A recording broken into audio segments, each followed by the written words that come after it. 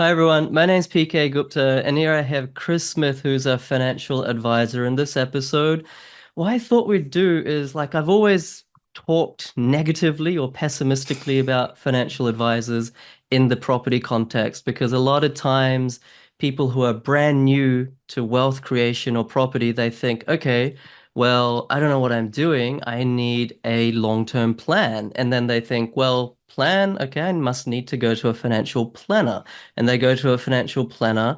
And most times, perhaps not Chris, most times the financial planner's got a huge bias away from property because they get commissions based on other financial products that they try to sell you. And so this person gets, that they pay a $5,000, $6,000 fee.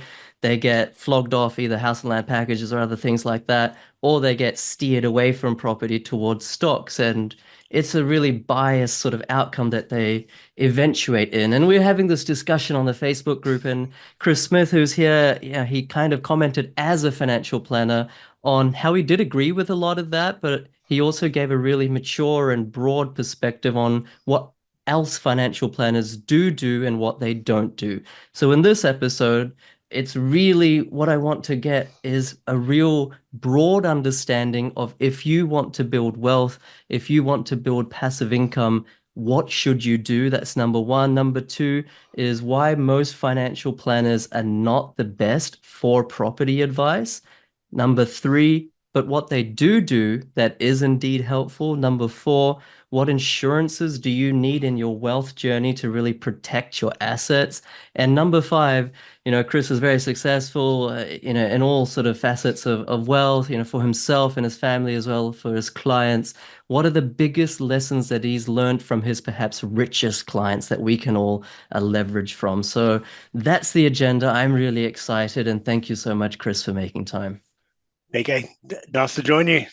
And Chris, just a quick background about yourself. So I think you were saying you've been a financial planner for 13 years. You've been a property investor for even longer than that. You're a family man, wife and a couple of kids. What's sort of making you so passionate about this sort of financial planning or wealth space? I've probably never done anything else. I did this straight out of school and went into finance and found my way into being a financial planner. It's always been something that I've enjoyed, sort of helping people articulate what they really want to achieve out of their finances and helping them build a bit of a roadmap as to how to move forward.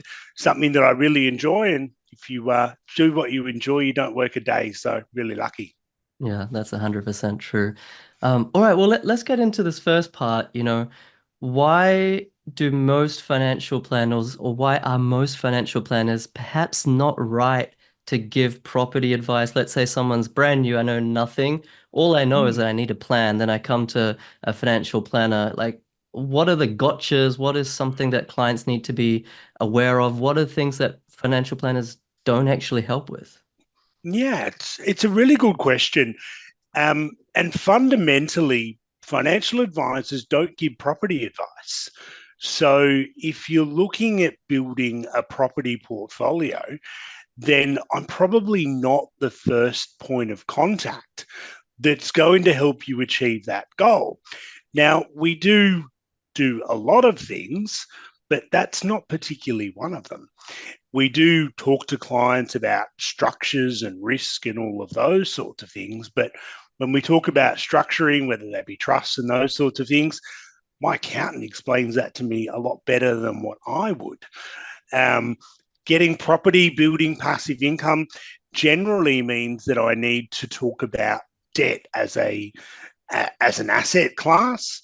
Most financial planners, I'm probably a bit of an exception as I do have a mortgage broking experience, but most financial planners aren't mortgage broking. So they can't really articulate what the loan structure is or what the trust structure is, how to get debt within that vehicle.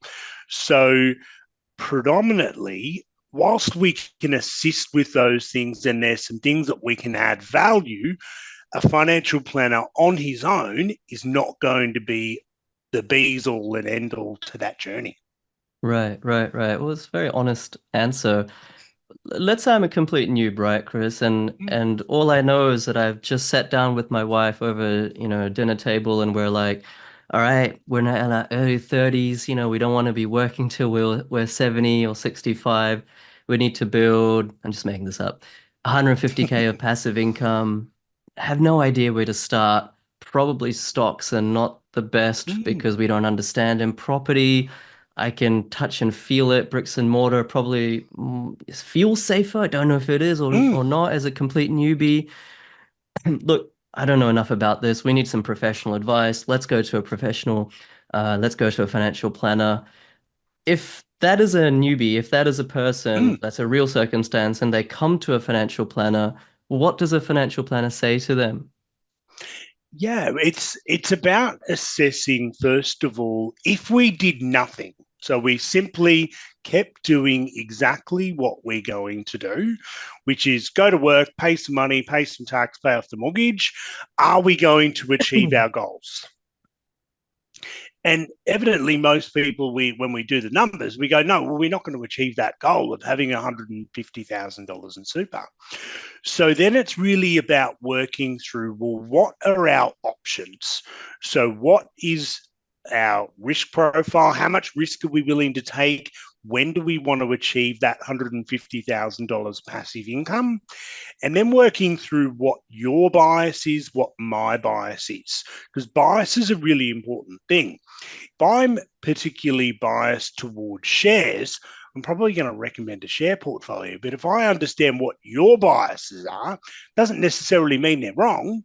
Property is a great asset, and when used appropriately, can certainly help accelerate your wealth far quicker than what shares will, because I can use leverage when I'm talking about property, and I really can't use leverage to that degree when I'm talking about shares. So I find that most people are more comfortable with the concept of borrowing $400,000-$500,000 to buy an asset rather than buying $400,000-$500,000 worth of shares. Will they return the same? Probably, but there'll be a different risk profile for both of them. What I tend to find is that once we've explored what the client's goals are and what they're comfortable with and what they're not comfortable with, then we can help build a strategy to achieve those goals over time. Right, right.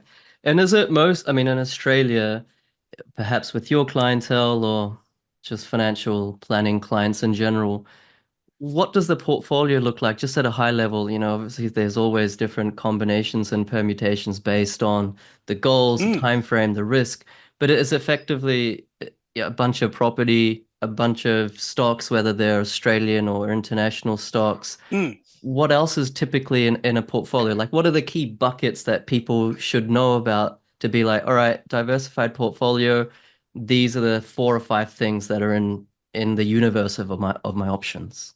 Yeah.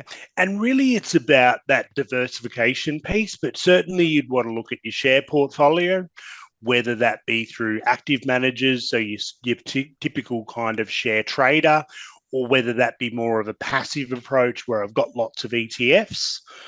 These days, investment vehicles are pretty wide and varied. I don't think, in my opinion, that it should be all or nothing, and we could have a combination of ETFs, Australian shares. I probably wouldn't suggest the commercial stuff at this point in time, but that's just a more a flavor point of view. There's certainly a place for a big bunch of cash in your portfolio because opportunities will come up um, in the next year, in the next 2 years. And if you don't have that cash available to transact on that opportunity, they're helpful, but they're not going to help your finances if you're not finance ready for those opportunities. And then we've got more those conservative bonds and bonds and corporate bonds and semi-corporate bonds, but they're not really going to help you accelerate your wealth if that's what you're looking to do. Right. So the acceleration, I suppose, is mostly from property and the stocks. And when it comes to stocks, whether it's, ETFs or direct, stocks that you're investing in, is it the financial? I'm just asking these questions because I think people will have them on their mind. Is it you that says, "Hey, PK, I've had a chat with you multiple times. I understand what you're going for, understand your risk appetite, etc. I reckon you should invest in these four stocks, not those others, or I reckon these three ETFs or LICs or whatever are the Mm. best ones for you. Like, are you giving that advice? As a financial planner giving that advice? A good financial planner won't, because he'll know where he adds his value. And I use this scenario. There's a whole bunch of people at Australian Super who are actively involved in the share market every day, working through, is CBA a better share than Westpac? Is Westpac a better share than NABS? I don't have that time to invest that sort of money or that sort of time to outperform Australian Super.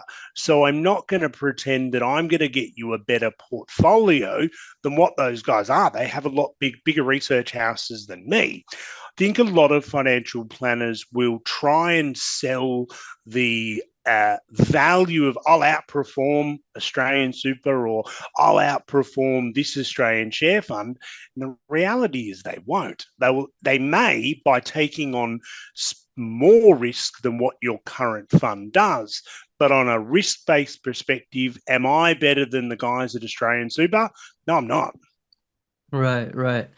And I don't mean to sound cynical, and I'm asking this question genuinely. So I think, Mm, hearing that, a lot of people will be like, oh, hang on a second, Chris, like, all right, so property is not the forte of a financial planner per se. Of course, perhaps you're a mm, little bit different because you have that broking experience.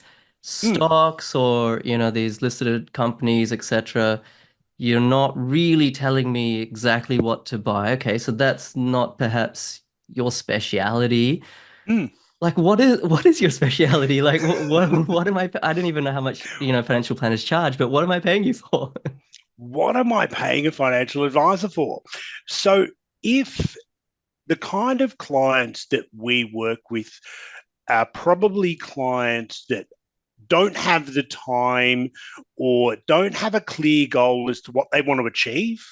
So we spend a lot of time talking about, okay, well, why is the $150,000 worth of passive income? Why is that really important to you?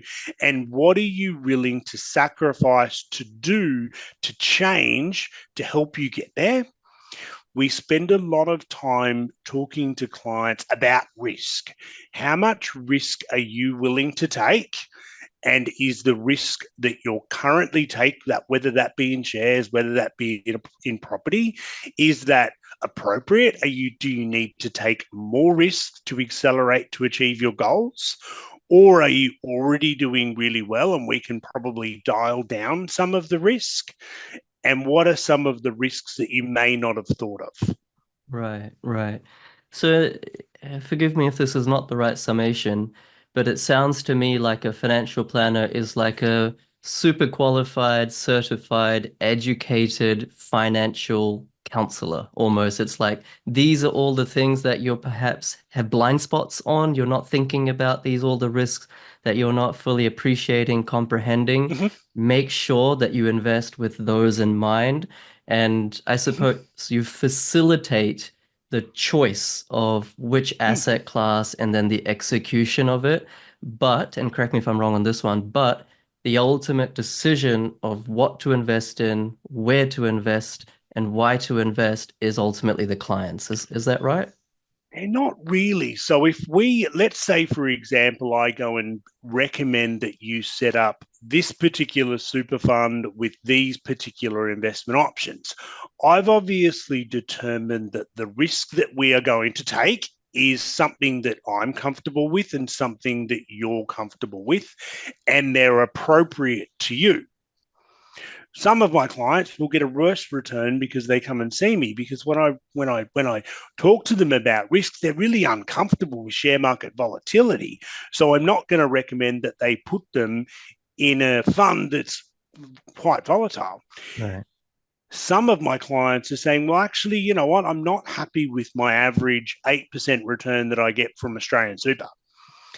And I want to actually accelerate that. What can we do?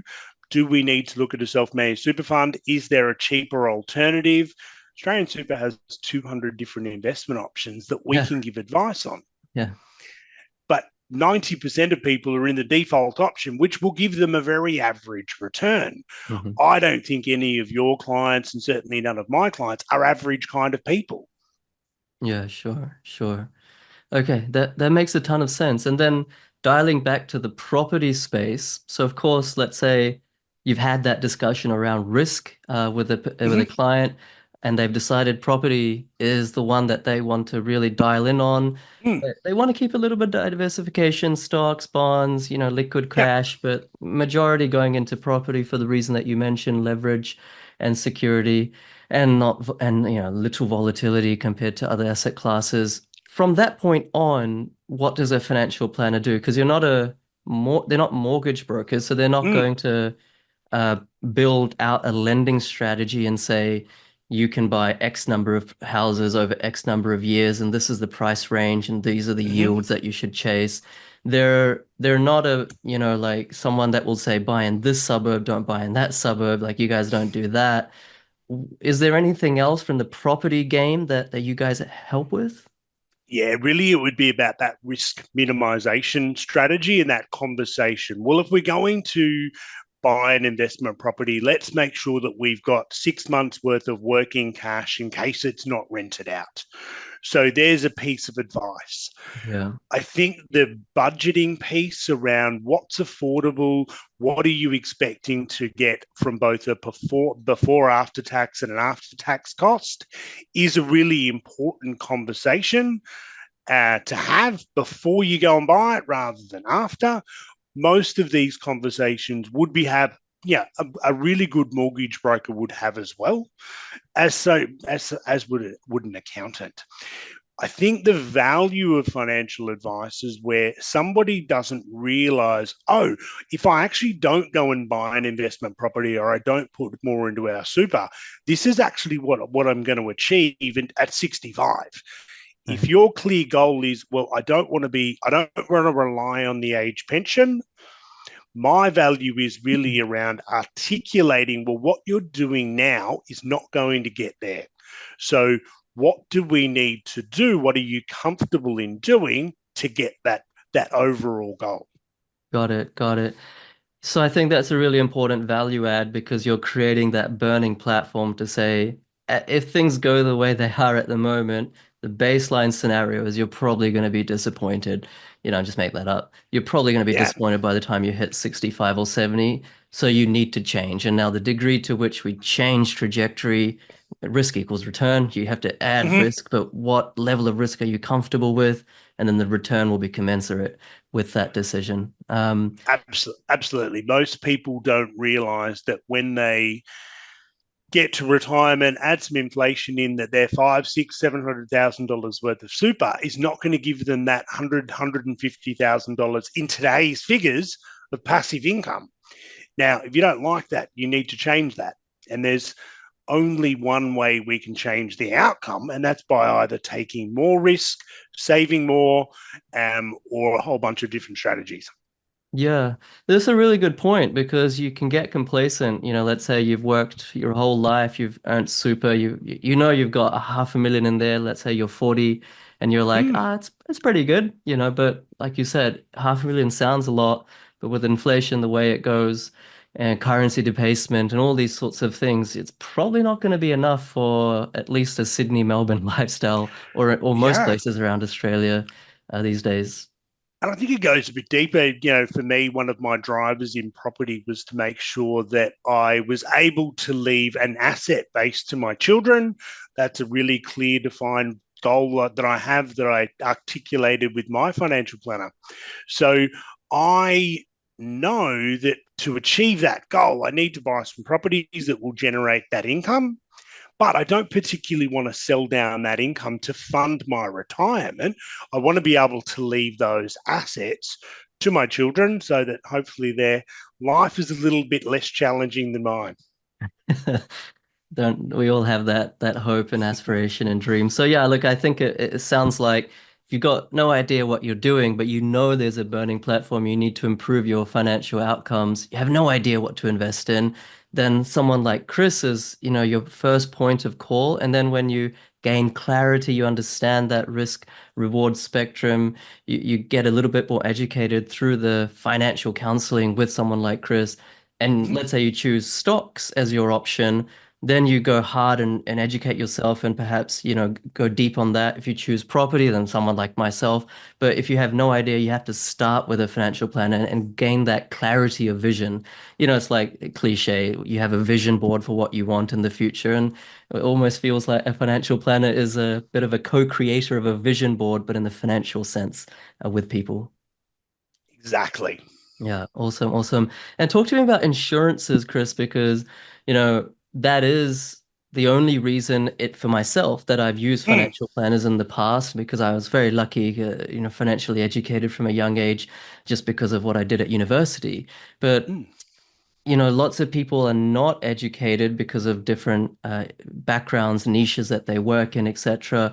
They start to build wealth and they do quite well, but they're not sufficiently insured. So, what are like the main insurances that perhaps people in their 30s, 40s, 50s ought to consider taking out? Like, what are they called mm. and what are they?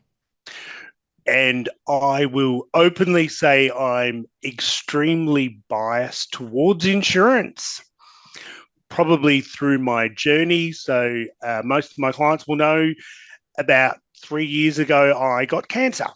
Okay. So, got a really rare form of tonsil cancer. And the best example, I've got lots of examples, but is my journey. So, I had a business and staff, lots of property, worked for myself. And I sat down with my accountant one morning and said, guess what? I've got cancer. And a good accountant sat down with me and said, right, this is your debt, this is your cash flow, this is how much we owe, what's the plan? And I was there with my wife and I could see the little tears rolling down her eyes. And I said, it's all good. The insurance guy will come in next. Because I wouldn't have been able to drive my property portfolio had I not had the support of my wife. To get the support of my wife, I needed to make sure that I had some risk mitigation tools in place so that when that day happened, she was not in financial trouble. The kids could go to school. We didn't lose the business. We didn't lose the house. Easy way of explaining that is obviously cancer isn't cheap, and I wanted to do cancer the right way. So I had what was called a trauma insurance policy. On the diagnosis of my trauma, the lovely people at BT wrote me a very large check and they said, get better soon. Right.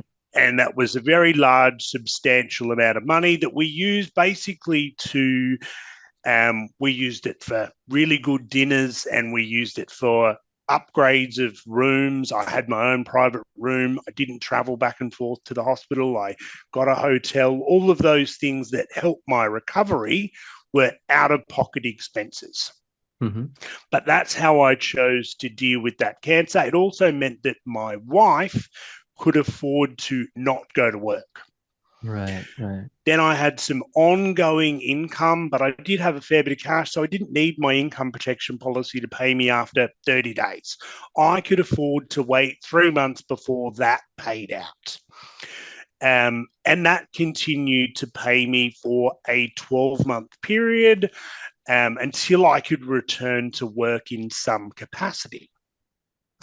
Had my cancer been worse, I would have lost my voice, which would be very bad. That's why I had what they call a disability policy, because I couldn't return to my occupation indefinitely or forever. Worst come to worst, the cancer was bad and I was to pass away. Obviously, I didn't want to. I'm the sole, whilst my wife works incredibly hard, she doesn't have the earning capacity that I have. So I had a big life insurance policy that would make sure that the house was paid off, that she had some breathing space to unload some properties at a time that was convenient for her, rather than being forced by the accountant or to say, right, well, you've got 2 years to sell these property portfolio because we need the cash and those sorts of things. So insurance is a really important risk mitigation tool. I think the role of insurance has, particularly by advisors, is they're not really great at explaining the why. Hmm. Why do I need income protection? Well, why do I need a 30-day waiting period? Why can't I extend that? Because insurance shouldn't be about you really need to get sick to afford this policy for the long term. Cost needs to be a consideration when talking about insurance. I've got to make this thing affordable because your retirement strategy can't be getting sick. Yeah. Sure, sure. So I think I heard four types. There was total and permanent disability insurance, there was life insurance, there was income protection, and then trauma, which I never heard Mm, of as like a standalone before. And I think you can get life insurance and total and permanent disability through your super. If is mm. that correct? Yeah, you can get those two through your super, right? You can also put, and this is comes down to the strategy, income protection. You can also put in your super fund, but there are some positives to that and there's also some negatives to that. And it really comes down to that cash flow conversation. Well, if I'm going to put a bunch of insurance in my super fund, how are we going to fund that insurance? Do you have the cash flow to add more to your super fund? Do we need to significantly reduce the cost of your super fund? Or do we need to take on more risk to counterbalance the fact that we're taking more out of the super fund to fund this insurance? It shouldn't, and I hope there's no advisors out there anymore that just go, let's put a whole bunch of insurance in the super fund without without being worried about the long-term implications, because that can't be the only strategy. Yeah, I think it's Doesn't just work. tempting because it's like, oh, I'm not paying for it myself. The super, my SMSF or whatever is paying for it. So it feels like it's not really your money, although it is your money, but delayed Yeah. gratification. So that I think that's a bit of a gotcha. I certainly, when I had those two types of insurances, we did it through the SMSF. Mm. And yeah, I think the financial advisor didn't sit down with me like you're suggesting you do to say these are the pros and cons. All he said was, oh, you can just get the super to pay for it. So that's a bit of a bonus. Yeah. I was like, yeah, let's do that. I think you need to sit there and say, well, if you do put this insurance in the super fund, if we do nothing, it'll cost you $300,000 in your retirement.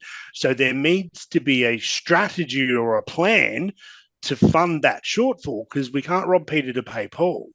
If your goal is to create wealth, insurance on its own, whilst it's a really good risk mitigation strategy, won't help you create wealth. Yeah, no, it's so true. So true. And how's your cancer going now? Are you Cool. recovered? I'm cancer free, have been. I do my regular 6 month checkups and all of those sorts of things. It's one of those wonderful experiences in life. And my wife will tell you all about this. She says, Chris, you don't drink like a 20-year-old anymore, and you don't go down to the pub and, smoke a pack of cigarettes. And, you probably could lose a few more kilos, but that's all right. We all have our jam. Um, but it probably was one of those experiences that prevented me from having a really big heart attack when I'm 55, because I got that warning shot really early in life that I'm not bulletproof Right. and I probably need to slow down a little bit. And I can't work 12 hours a day as much as I love what I do. Yeah. So I look at it. I had some great people around me. I have great doctors around me. I had a really clear plan as to how financially I was going to deal with that. And um, not that I would like to go through it again, but it sort of gave me character. Yeah. No, I mean, thank you for sharing that. Those sorts of things are definitely life-changing, and I feel that, of course, this is a property channel and we talk about making money and all that. But I feel that if you can set up your financial life in a way that, of course, you've worked hard for it, you've become educated, you invest in all the right things, but then if you set your structure, set the guidelines, set the insurances, the risk mitigation factors all right, then your life can be about something beyond just money. And the money it's making itself, it's compounding, it's good, and then you can hopefully focus on other things. And I mean, I've touched wood, I've never had something like that in terms of a health ailment, but it would definitely be a wake-up call to say there's more to life than than just making money. Greatest thing about money was, and I was talking to my 11-year-old, and he said, "Dad, we were doing a project at school," and I said, "Well, one of your heroes was your grandmother. Why?" And she said, "Well, Gran went through cancer." I said to my son, I said, "So did I." And he said, "Oh, not a serious one though, Dad." And I'm like, "No, it's pretty serious, mate." The greatest thing about money was it gave me choices. I chose to get a room and not go home to my family, and my wife would come and see me every day when they were at school because we didn't want our kids to go through that experience. Right. And I think money gives you opportunities to deal with things how you want to deal with them.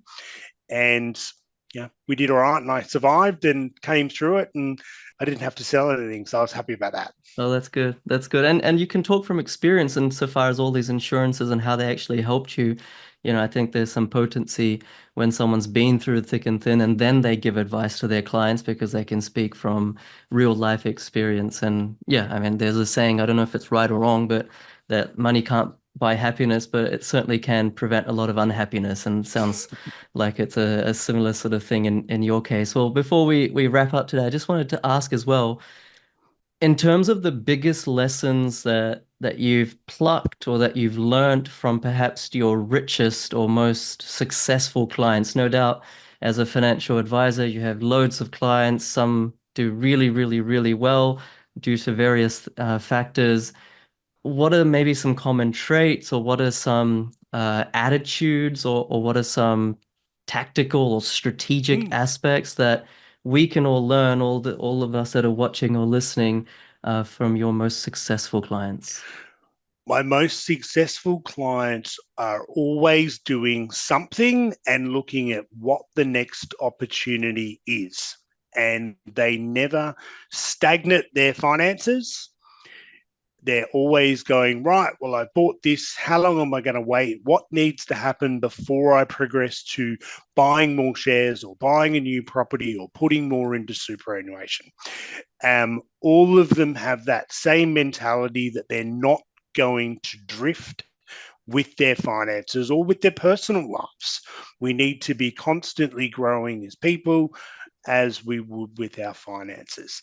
The biggest risk that people can take isn't doing something, it's actually doing nothing. If you do nothing, you can guarantee where people will end up. Whether you buy stocks, whether you buy shares, the biggest risk is not stocks or shares, it's actually doing nothing at all. Yeah. I completely agree with that. I think post-industrial revolution, you're either going forwards or you're going backwards. I think it's romantic to say, "Oh, look, I'm a simple person. I don't need to worry about these things as long as I have bread on my table." The Yeah, reality is, if you're not going forward, you're going backwards. And I think it's a that simple have and have thing. not equation is only going to get wider and wider. It's not going to get smaller. And it's those people that take active steps today to say, I want a better life, or I'm willing to sacrifice something to achieve my goals. You need to be doing that because everyone else is. Yeah, brilliant, brilliant. All right, well, I mean, last question for me, and then we'll wrap it up for sure. Let's say someone's watched this, or listened to this, and they're just like completely new. They're inspired by listening to you, Chris, and they're like, okay, I've been working a job all my life, 5, 10, 15, 20 years, whatever. I have some savings, it's nothing amazing, but it's not nothing either.